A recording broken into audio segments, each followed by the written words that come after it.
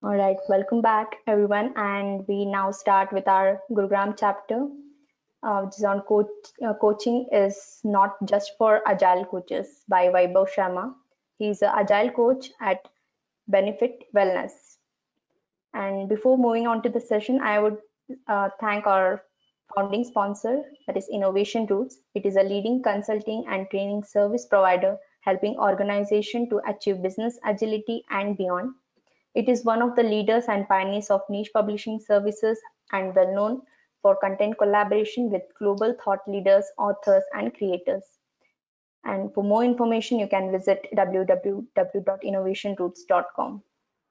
And I would also like to thank our sponsor, Gile, which is a product offering from Tata Consultancy Services Limited. It is a purely cloud-based enterprise agile planning tool. Along with DevOps capabilities, enterprise can use Gile to adopt agile practices or scale across multiple Scrum and Kanban teams using enterprise scaling frameworks such as SAFe, Discipline Agile, Less, and more. You can try out Gile for up to 20 users for 30 days by signing up at agile.io or reach out to us for any inquiries or exclusive product demo. Check out the Agile page on Agile Network India website for more information. Here are some do's and don'ts for the participants. I request all the participants to join the event 5 minutes before the start time. Use high quality speakers or headphones for better sound quality.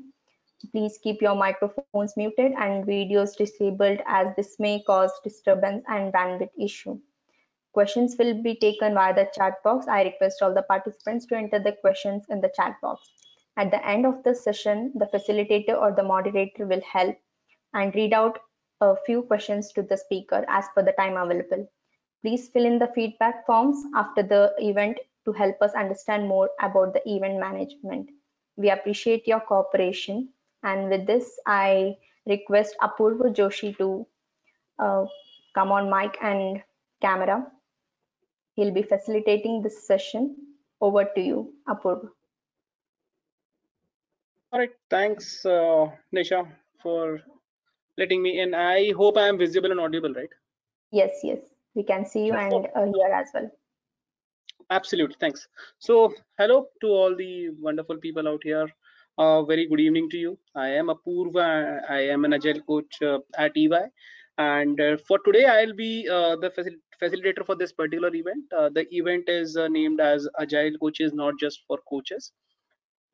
Basically, it talks about bringing the agile coach, and anyone can lead that coaching part. So it talks more about that, and this will be led by Vaibhav Sharma.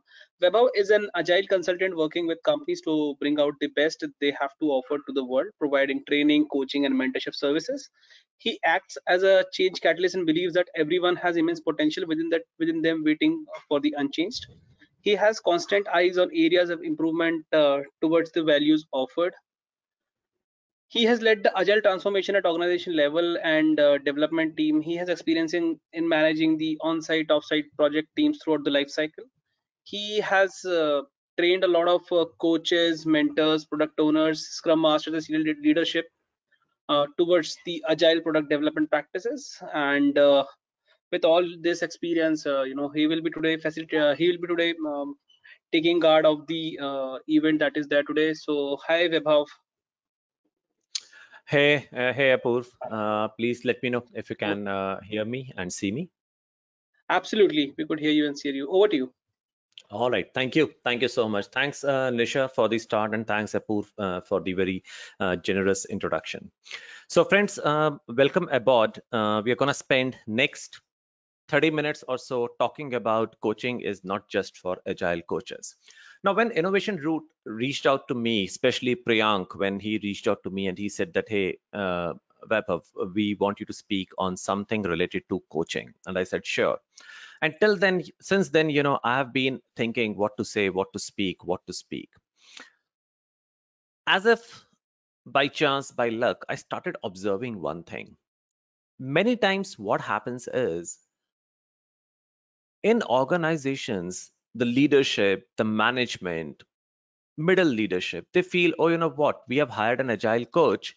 Now it's his job to do this coaching. Okay. I'm receiving a message. My screen is not visible. Just give me a sec. I'll fix it. Yeah, you should be able to see the right screen now. Sorry about that. So what happens is many times, the management feels that, hey, you know what, now that we have hired an agile coach, it's his job to coach. He is the one who is going to take care of the coaching part. I'm here to present to you a counter view, which is coaching is not just for agile coaches. This is not something which only the agile coaches do. Where am I coming from? What is my premise? What is my argument? Why I'm saying this? Allow me 25 minutes to take you through this journey. To begin with, I would like to request you to please watch this video.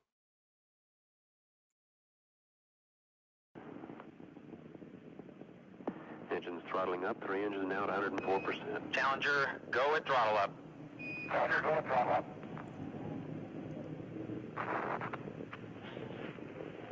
1 minute 15 seconds. Velocity 2,900 feet per second. Altitude 9 nautical miles. Downrange distance 7 nautical miles.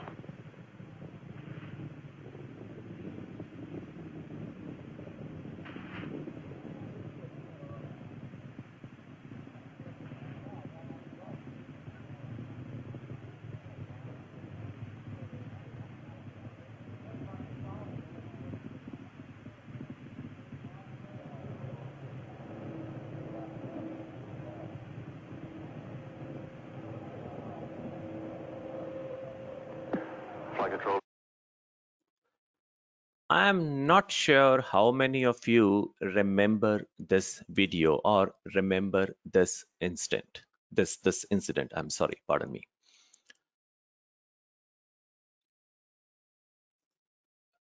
This was the NASA Challenger disaster. We lost these astronauts in that flight forever. Their families devastated forever. While no other loss can be equal to the loss of human life, that this disaster let NASA halt all the space shuttle program for 32 months, almost 3 years. Imagine you're not doing anything in your space shuttle program for 3 years. What a big setback that will be to the progress. The then President Ronald Reagan formed a commission known as the Roger Commissions to investigate the accident. And do you know what was the root cause of the accident? What did they discover? They discovered that there was a failure of O-ring seals. Now, this O-ring seals, they are used to joint some components, and they were not designed to handle the unusually cold conditions that existed at the launch. This is the technical reason. But you know what is really surprising? The NASA managers disregarded warnings from engineers and failed to adequately report these technical concerns to their superiors. What I'm saying is, and what the investigation found out, that the NASA folks, the NASA personnel knew that this can lead to failure, this can lead to a disaster. Yet they didn't pass it up, yet they didn't take action on this. Ladies and gentlemen, I want you to think of it. Every major disaster that humanity has witnessed in last 100 years, be it Chernobyl nuclear disaster, be it NASA Challenger disaster, be it NASA Discovery's disaster, be it the Gulf oil spill of British Petroleum, there's a very common finding, and that is a lower ranking employee had information that would have prevented these disasters. But it was neither passed up to the higher levels, or it was ignored, or it was overwritten. If you think of it, quite shockingly, the people, the employees, they settled for such risky alternatives rather than upsetting their bosses with potentially bad news. If you take a minute to reflect on this and think about it, you will come to know how grave this thing is. What does this tell us? What is the message we can learn from these incidents? We must become better at asking and do less telling, and that too in a culture that overvalues telling. If you look at the culture, we value telling. Whom do we respect? Why do we want to become managers? There was an interview conducted with Harvard students, and the interviewer, the researcher, asked them, hey, what do you think you will do once you become the manager, once you complete the course and you're employed as a manager? The prompt response of every student was, now I can tell others what to do. We value those who tells us what to do. And that is probably what has brought us to these disasters not being prevented. What I have observed that the missing ingredient in most conversation is what is curiosity and willingness to ask questions to which we do not already know the answers. I'm not talking about leading questions. I'm not talking about rhetoric questions. I'm not talking about questions with an intention to insult, but questions asked with curiosity and willingness to ask. If you summarize this statement, if you summarize this message, this is nothing but coaching 101 for you. What is coaching for those of you who are not aware? Now, please understand, we must have heard about, we must have read this 1 Minute Manager. This book was all the rage at one point of time. You know how you can be a better manager in 1 minute. While the title sounds very appealing, the premise sounds very, very eye-catching. Please understand there are no quick fixes in the business. Otherwise, our management problems would have been solved by now. We have had enough 1 minutes since this book was published. So what is coaching? Coaching allows you to unlock people potential. You want to maximize people's performance. It is helping them to learn rather than teaching them. Now, before we continue on coaching, I just want to call out this one thing. Please understand, coaching is not mentoring. Coaching is not dependent on a more experienced person passing down their knowledge. For example, I have no experience in oil and gas industry. Example, I don't have experience in other industries as well, but let me pick oil and gas industry. I do not have experience in oil and gas industry. Can I mentor someone who is working in an oil and gas industry? Definitely not. I dare not. I can't even think of it. But can I coach someone who is working in an oil and gas industry? Absolutely yes. Why? Because coaching is about partnership, about collaboration, and about believing in potential. Those of us who are leaders here, team leads, technical leads, even those of you who are part of a team, let me ask you this question. Do you believe in the potential of your teammates? Do you believe in the potential of your colleagues? If the answer is no, and that's perfectly fine, my humble advice is please start there. That's basically what the start of the coaching is. But now the question is, why do we want to coach? As a leader, what is it that you want to achieve? If I can bet all my money, you want to achieve something known as a high performance culture. And if you ask me, what is the biggest barrier to high performance culture? What I've seen in my experience, it is just one word, and which is blame. Now, you will often hear these cliche statements. Hey, you know what? Let's get rid of blame culture. Let's not blame anyone out here. We are not about blaming. But have you seen any action taken on that? How many of you in the room with a hand on your heart can say, hey, you know what? There is no blame culture in my organization, in my team, in my department? I'm sure not many. Why? Because blame is a natural human tendency. Whenever something goes wrong, we want to find the solution. We want to solve the problem. We want to find out, okay, who did what? Let's put the blame on him and, move on. That's why we think we have addressed the problem. What we do not realize is what harm does blame bring? If you walk with me for a minute, what harm does blame bring? What happens when you are blamed? Let's say you did something with the best of your intentions, with the best of your analysis, with the best course of action that you could think at that point of time. and yet things didn't go well, and later on you were blamed for it directly or indirectly, what is it that you're going to learn? Most probably you will not take any risk from next time onwards. You will just do the bare minimum to survive. You will just make sure, am I following the process? Am I ticking all the check boxes? Am I crossing all the T's and dotting all the I's? If yes, then I'm done.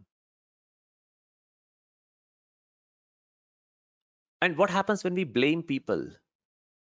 We are not talking about system. We are not thinking about system. I shared with you the Challenger example in the very beginning. Imagine NASA would have gone and blamed those employees who didn't act on that information. What would have that led to? Instead, they took another approach. They updated the system. They modified the system. Because if you rely on blame, then you're blocking honest recognition, you're blocking identification, you're blocking acknowledgement of the inefficiencies in a system. And if you do not acknowledge the inefficiencies in a system, then out goes the window any chance of improving it. And what does blame does? Blame evokes defensiveness. Defensiveness reduces awareness. May I invite anyone to unmute and speak or say, in a line or two, what's wrong if we are not aware? What's wrong if our awareness is reduced? Simple question. What happens if our awareness gets reduced? Anyone? Yeah, just unmute and speak. I think you can do that. Okay. Can I add, Vaibhav? Yeah, sure. Yeah. Why not? Yeah. Please. Absolutely. So if you have less awareness, there are a lot of risk which is involved, and at times it can be very much on some sides. Like for example, the video that you have showed it up, right? It was a pure miss of being less aware and getting into a disaster. So it can be risky at times. That's what I feel. Cool. Possible. Let me make it very simple for you. Vaibhav, yeah, Amar Yeah, here. go for it. Yeah, so mainly blame is that this is not my role or my responsibility. That is somebody else's, his role, his responsibility, not out scope, in scope. So all that is what happens in the general, like corporate kind of setup. Unless until you're working in a very close knit startup where everybody owns everything and everybody's synced up. So that's my take on the blame culture. Absolutely. Very, very well said. And thanks for the sharing, Amar. Let me keep it very simple. What's happens when your awareness gets reduced? Awareness by nature is curative. I'll repeat. Awareness by nature is curative. You want to cure something in you. You're having a bad habit, a bad behavior. You want to cure that in you. You want to get rid of it. The very first step is awareness. The moment you are aware about it, the curation starts. It might not be a sudden change, it might not be immediate, but the process has started. That's how our bodies behave. As an example, if God forbid you get into an accident, you break a bone or something, it takes you 5 hours, 6 hours, maybe 10 hours to get to a hospital for a doctor to attend to it, to put the bone in plaster. For those 10 hours, the body has already started the healing process. That is the reason why awareness is so important. Because awareness itself starts the curative process. And what brings awareness? When leaders stop the blame culture, when leaders stop the blame culture, and what do they do when they stop the blame culture? They replace it with coaching. And what is coaching? You are acting from a space of curiosity. You are acting from a space of partnering. So if something has gone wrong, instead of asking, hey, why did you not do this? Why did you think of this? If you partner with the person and ask him or her, what do you think we could have done differently? What do you think we can change so that we are not in the same situation again? Just look at the mindset shift.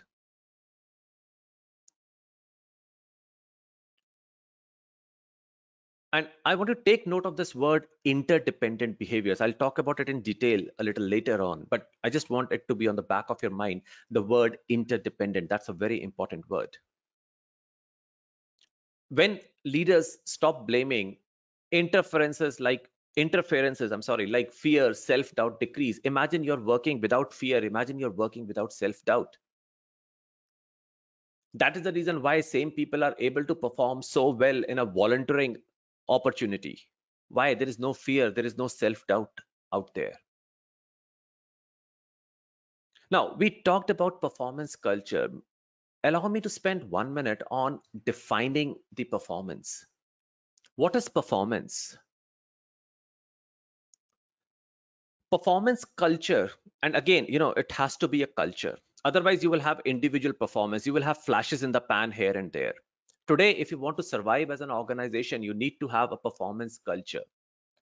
Think about the companies that are ruling the roost right now. Companies with more than $1 billion of market cap. You think of Google, Microsoft, Apple, the familiar names comes up. They are not like flashes in the pan. They have a consistent culture of delivering performance. And what are the keywords there? What is highlighted? Collective mentality, community spirit, collaboration, most importantly, around a shared sense of purpose. Apple has this culture that, hey, you know what? We don't talk about our upcoming products upfront. And Apple is a huge company. It has got thousands of employees, and yet not a single employee leaks out the Apple product details authoritatively to the market. And it's not lack of money or lack of temptations. It's that they have a very strong community spirit of collaboration. And again, the word interdependent, this interdependent culture where people are able to grow and fulfill their potential is the most highly evolved as seen on the performance curve. What is performance curve? Please allow me to introduce that to you.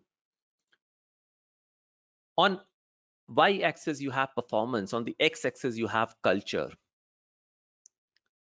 When the culture is impulsive, when you're thinking, okay, you know what, whatever happens, happens. I don't care. Okay, I'm not into it. Let it be.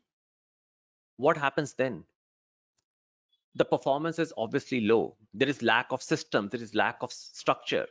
There is haphazard and inconsistent leadership. The awareness is minimal. The sense of responsibility is minimal. The organization is just working on the survival mentality, and it's very obvious that your performance is going to be low. There is a lot of interference out there. Next comes the dependent culture, where you are dependent upon your seniors to know what to do. The mantra is, I follow the rules and do what I'm told. It's a very hierarchical organization. Leaders are following command and control.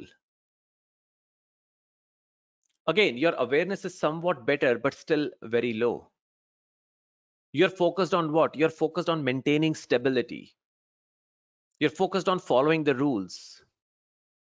The individuals, they focus on following the process. Now, when you improve the culture, when you start stressing on the performance, you move into the independent phase of the culture, where what happens is the message is, I am a high performer. I have found most of the organizations working in this sphere, in this portion of the culture. There are few who are working the dependent also, but majority are working in this, I'm a high performer, individual goals.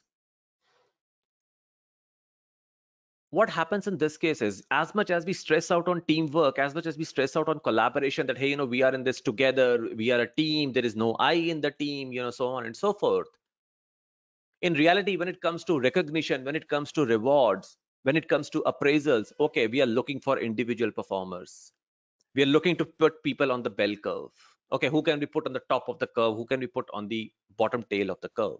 Why? Because we are rewarding individual performer. And then we complain, hey, you know what? Why is it that we are not getting the team camaraderie? Why is it we are not working as a team? It's only when you move to an interdependent culture where you say, okay, you know what? We are truly successful together, where meaning and purpose unite. Here, what happens? Teams start self-governing. The awareness and responsibility is really, really high. This is where you have a strong coaching culture.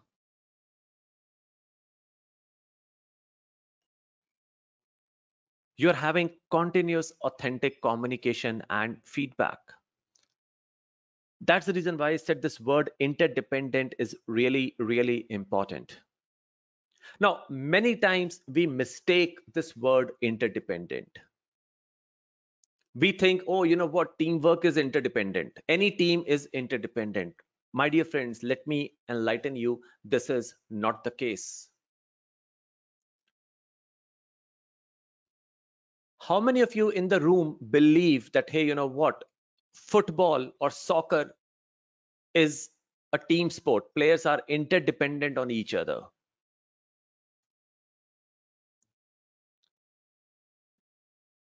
Let me know in the chat. Just type yes if you believe soccer is something where teams are dependent on each other. Amar says yes, team game. Thanks, Amar. I hope others are also listening and they can type in. Siddharth says yes. Neeraj says yes. Prashant says yes. Awesome. Arava says yes. Awesome. Thank you. Thank you so much for these responses. Just quick recap. There are two kinds of tasks where one is everyone does his or her own part. You said football is a team sport. People are interdependent on each other. Then please explain, when you have an attacker dealing with multiple defenders, the goalkeeper is chilling out in his net. There is not much he's doing to support that attacker.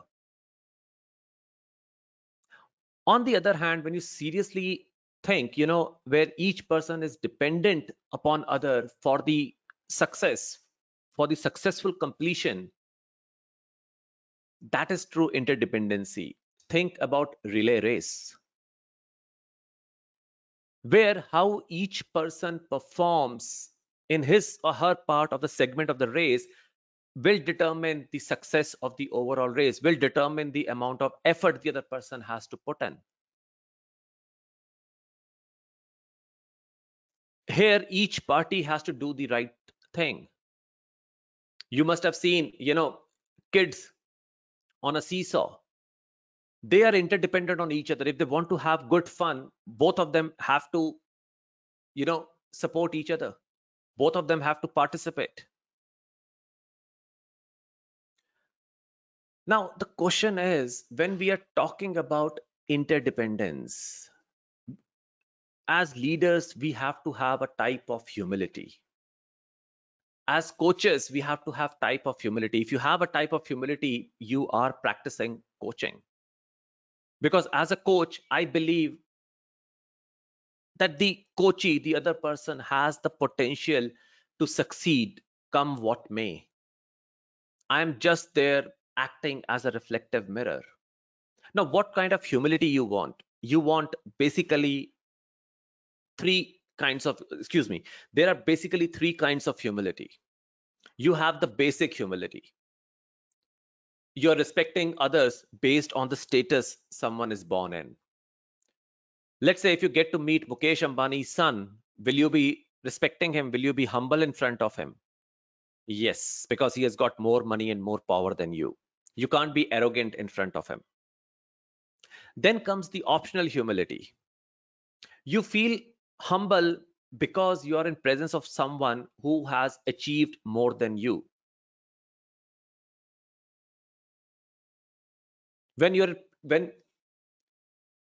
present in front of, let's say, Elon Musk or Ratan J. Tata, you are bound to feel humble. Why? Because they have achieved so much as compared to you. Now, this is optional. Why? Because it's your choice whether you want to put yourself in front of Elon Musk or Ratan Tata or not. But the other thing that we want to have is, and this is basically what I want to stress, we want to have here and now humility. What is here and now humility? How I feel when I am dependent on you. I repeat, how I feel when I am dependent on you. I have to be humble. I'm dependent on you for this presentation. Why? What if nobody turned up? Why? What if nobody interacted? Why? What if nobody said anything? So I am definitely dependent on you. Now, here lies the problem. It is generally often invisible to the boss that he is dependent upon the subordinates to get the work done. Let me give you an example. You talk about a surgery. Here, the main surgeon, although he has spent years in education, years in perfecting his craft, he is still dependent on the nurses, on the anesthesia specialist, on the equipment specialist in the room to ensure that the patient on the table survives. And this is the most difficult part for people to realize, for seniors to realize, for a higher status person to realize that in many situations they are de facto dependent on subordinates and other lower status members. I want you to take away this one thing. Today, after this session, whenever you get a chance to relax, just think about your team. Just think about every person's face on your team and ask, am I dependent on this person? Your heart will give you the correct answer.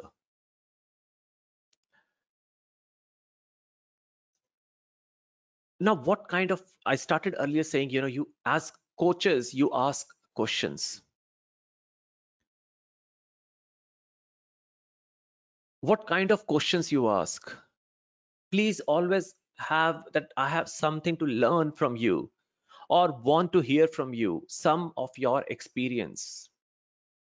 The current transformation that I'm involved in, this involves a consumer goods organization. What are consumer goods? We are talking about snacks, potato chips, biscuits, beverages, powdered beverages, candies, chocolates. It has got nothing to do with IT, nothing to do with programming. Now, when I'm coaching them, I am in the space that, hey, you know what? I have so much to learn from you. I want to hear your experience. I want to hear your feelings. Why? Because I care for you. Because I need those inputs so as to accomplish a task. And this makes me what? This makes me temporarily dependent and vulnerable. I'll share with you another example where, the bosses didn't exhibit this behavior. So during our coaching stint with these team members, we realized that the team members are really working beyond their capacity. They have a lot of projects to take care of. And as a result, they kept on dropping one ball or the other. Now, when we did the retrospective, we find out that here is the issue. The new projects are running in the agile ways of working. The old business as usual projects are running in the way things were running before. Now, when we raised this to the leadership, the response from the leadership was, don't you see how amazing my people are? Don't you see how much stuff they can handle? Am I seriously, I am definitely proud of my people. Are you not? Now, that was kind of a rude awakening for me that, hey, you know what? Not everyone is working from a space of humble inquiry, from a space of coaching, from a space of curiosity and willingness to learn. So when you're asking questions, what kind of questions you should be asking? When you're practicing leadership, you practice by asking more, by telling less, and what kind of questions you should be asking. Ask questions to which you all do not know the answer. Build a relationship based on curiosity and interest in the other person. And this is not something which an agile coach can do for you. This is not something which you can outsource to one or more agile coaches. You are the one who is going to build, who is responsible for building a relationship with your subordinates. And please, please, please do not approach these questions as a checklist. Okay, I'll prepare a set of pre-written questions, I'll memorize them, and tomorrow that's how I'm going to lead it. No, no. Let me break it to you. You can't have a set of pre-written questions and say that, hey, you know what? I am working from a space of humble inquiry. It is the questions that automatically comes from your heart, comes out when you are in respect, when you have a genuine curiosity, when you have a desire to improve the quality of conversation, when you're open and when you're sharing the task relevant information. Just to conclude, how do you coach? How do you work on this? Some of you who have heard about powerful questioning, the humble inquiry, the kind of question that I'm asking about is very similar to powerful questioning. Now, not everyone can try the professional coaching approach. Professional coaching means you can't give advice, you can't give mentoring. As a leader, you do not have that luxury. But you can definitely use this to train the leaders to work from a space of curiosity and willingness. You can use this approach of asking questions, of asking humble questions to build trust and build relationships. Please understand, as a leader, I am dependent upon others for our success, for my success. We are always partnering with the others. A very simple test is everyone in your team replaceable? What if your entire team is replaced tomorrow morning? Will that impact your work? I think the answer is definitely yes. So by definition, you are dependent on them. Therefore, as a leader, we must exhibit here and now humility. We must provide our subordinates with psychological safety. And I want to leave you with just this thought. You must have heard a lot about psychological safety. How do you determine whether your team is facing or whether your team is experiencing psychological safety or not? Let me give you one quick tip. In an informal setting, ask your team member. You are a leader. You are above them in both position, corporate hierarchy, even pay scale. But just ask them this question. If I was doing something wrong, will you correct me?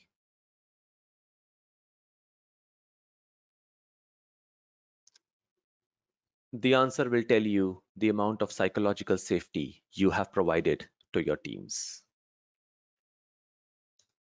Thank you so much. Apoorv, back to you. Please let me know if we have any questions. Sure, Vibhav. Thanks. That was really insightful. Okay, so for everyone, please start posting your questions so we can have Vibhav to answer this.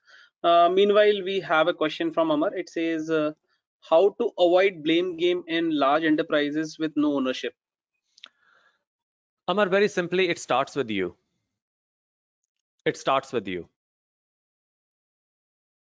As simple as that. It can't be that, okay, I'll be the best person once the entire world is the best. No, it doesn't work that way. It starts with you. The question that you should be asking is, what am I doing to stay away from blame game? Am I partnering? Priyank asked, oops, I missed the chat. Just 1 sec. Yeah, so Got it. yeah. When to stop coaching? When you arrive at a point that stop coaching. That's an interesting one. Well, it's, I guess, when not to coach. Yeah, when not to coach. And he Yeah, has written a follow-up thing. When do you arrive at a point that Mhm. stop coaching? Right, right. See, there will be you know, in a corporate environment, you can't be coaching all the time. Okay, let me give an example. Let's say, for example, I'm working with, you know, Priyank. He has put me at a client location. I want to follow a particular approach, a particular coaching model. Now I go to Priyank and say, hey, Priyank, since you are experienced, I need your guidance. I need your advice. This is what I'm supposed to do. Can you please help me out? Now Priyank can't say, okay, you know what, Vaibhav, I believe in you. I believe in your potential. Please go ahead and figure it out yourself. That the results might not be pleasant. That's the time when you need mentoring, when it's something technical, when it's something operational. That's the time when you need mentoring. Okay, this is what my experience is. This is what I've been doing. This is what has worked so far. Please take it and make it your own. Other than that, should you be shouting instructions all the time? Should the team be waiting for you to give them instructions all the time? The answer is no.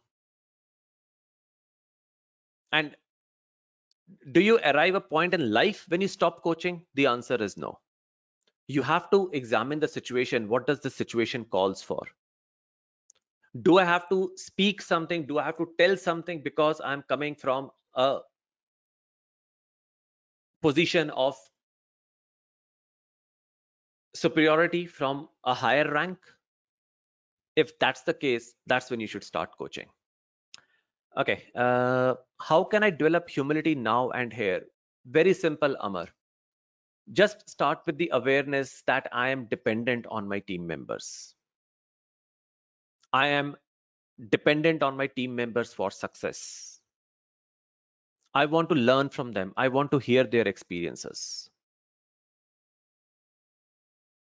Getting me? Priyank says, what are the first 2 years learning plan tip for a new coach? What is the starting point? Perfect. I'll say for a new coach, start on 2 things. One, start practicing facilitation. Facilitation is one which is very undervalued skill. For the benefit of audience, what do you mean by facilitation? How many times it has happened to you that you got into a meeting, there were 10 people around there, it was a 1 hour meeting, there was a very good discussion going on, you end the meeting, and 5 minutes later, if someone asks you, okay, what did you achieve in the meeting? You say, you know what, I have no idea. I have no idea. I say that's a lack of facilitation. So when you're starting as a coach, start with facilitation, start trusting the group, start reducing your role. You're not there in that meeting to provide solutions, to provide answers. You're just there to coordinate, to note the points, to make sure that everyone is having a good and effective meeting. Once you've mastered, or once you're becoming comfortable with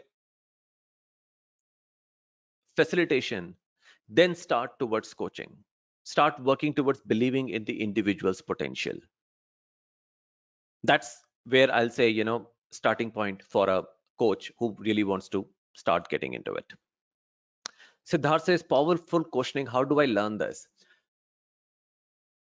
Siddharth, there is no, you know, simple way to learn that. If that was it, everyone would have mastered it by now. The best tip is start from a place of curiosity. Start from a place of willingness to learn. Be present. Be an active listener, and stop yourself from giving advice, stop yourself from giving solutions. Whenever someone comes to us with a problem, our first thing is, okay, let us solve it for them. And then what we end up doing is we end up giving advice, and you know what the other person feels when he hears your advice? Wait a minute, does this person thinks I am this dumb that I haven't thought of this? While you are working with best of your intention, the other person is taking offense to it. Instead, start asking powerful questions. Start asking questions which focuses on the other person. I hope this answers your question. And it comes with practice. Okay, it comes with practice. What's the difference between coaching, mentoring, and teaching? Okay. And when to do what? Wonderful. So teaching is something that you do in like a classroom setting. You have a concepts, you're training, you're using slide deck, you're using games, you're having a workshop, you're teaching something. You do this when the team is new on a path, when the team is new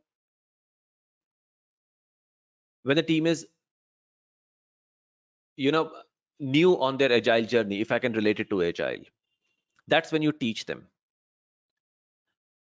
When they want to master a skill, when they want to gain competence in a skill, and you have the experience, you have been there, you have done that, you have got the t-shirt, that's when you can mentor someone. But it's very important that you have experience, you have followed the path, and then you are mentoring it. As an example, let's say I want to be a public speaker. My goal is I want to speak in a conference which has at least 200 members. Now I will reach out to someone who is regularly speaking to a 500 member audience because he or she can mentor me on my journey. I won't approach a college professor because at any point of time there are not more than 20 students in his class, and that is also not public speaking. Next comes the difference in coaching. So whenever you have behavioral issues, whenever you feel that the other person has mental blocks, self-limiting beliefs, blind spots, that's when you use coaching. I hope the answer is clear. You said earlier that coaching is not mentoring. Is this an approach thing, or the same person does it, or we search for a mentor? Well, if you are experienced enough and you can distinguish between the two, the same person can do it. Not a problem. The trap is, the thing to watch out for is, do not fall for mentoring if you're coaching. Coaching is pure curiosity mindset, willingness to learn mindset. You approach from a thing, hey, you know what, I don't know what this person is going through, what this person is facing. I do not have a solution. I gave an example. Let's say if I was to coach someone in an oil and gas natural industry, can I give him any solutions? No. So my mental stance, my space will be, hey, you know what, I'm going to be a reflective mirror. I'm going to listen to him. I'm going to make him see, identify what the limiting blocks are. So I hope that answers. As a coaching fellow, I want to learn, what was your most difficult coaching experience? Interesting. So my most difficult coaching experience till now has been when I was asking questions and the person was not willing to reflect. So, coaching is a dance. It takes two to dance. You can't have a solo performance. So let's say, for example, if I'm coaching Apoorv, and if I'm asking questions to Apoorv, hey Apoorv, what do you want to achieve in this session? He says, oh, you know what, I'm finding this book very non-interesting to read, but I want to finish it reading. I explored the situation with him, and he's answering me in yes, no, monosyllables, ha, and sticking to his guns. He's not willing to reflect. He's not willing to go deep. I've had those clients. It was very, very difficult to go on an exploring journey with them. Okay, why do we say that the supervisor should not be chosen as a mentor?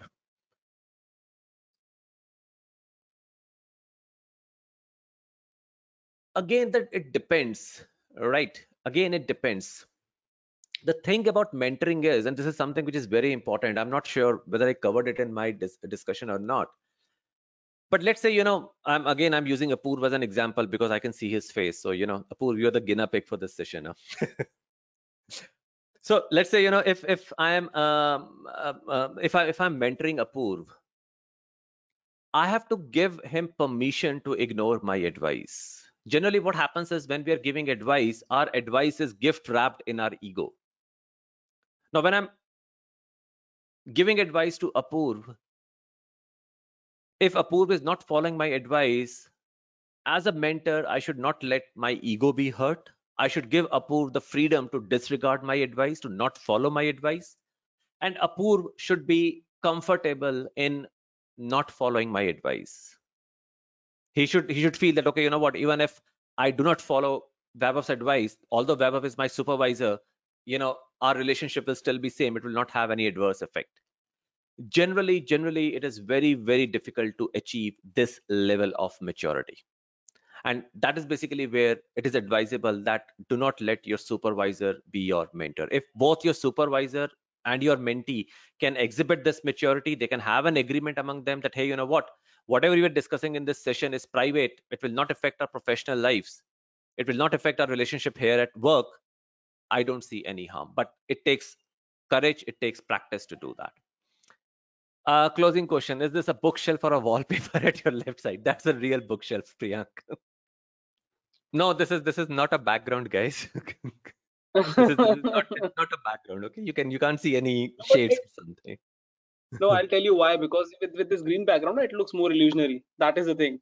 Okay, I have a green. I painted it green so that when I'm putting virtual Yeah, backgrounds, I can get the effect of green screen per se. But correct. this background is very real. Thanks, Vaibhav. Thanks, Apurv for wonderful Yeah. facilitation. And thank you, Vaibhav, for very interesting session.